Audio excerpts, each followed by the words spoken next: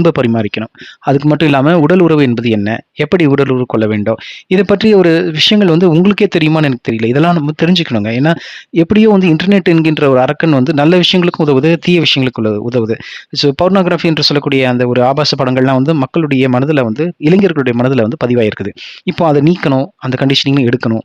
பெண்களை வந்து எப்படி வந்து உண்மையான ஒரு தாயாக எப்படி ஒரு பெண்ணை எப்படி நோக்கணும் என்பதெல்லாம் நெறைய விஷயங்கள நீங்க வந்து அ அவர்களுக்கு புரிய வைக்கணும்.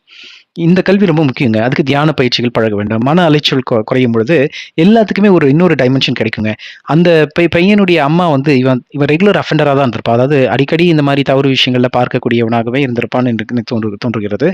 அப்படி இருக்கும்போது ஒரு முறை, 2 முறை அவர்கள் தடுத்து திருப்பி இருந்தால், அவனும் வந்து திருந்தி இன்னைக்கு வாழ்க்கை நன்றாக இருக்கக்கூடிய வாய்ப்புகளும் இருந்திருக்கலாம். அங்க பெற்றோர்களும் தவறு செய்ததுனால, அதாவது கவின்குமாருடைய பெற்றோர்களும் அவனை தடுக்காமல், திருத்தாமல் தவறு செய்ததுனால, மேலும் அவர்களுக்கும் ஒரு ஆசை என்கின்ற ஒரு பேராசை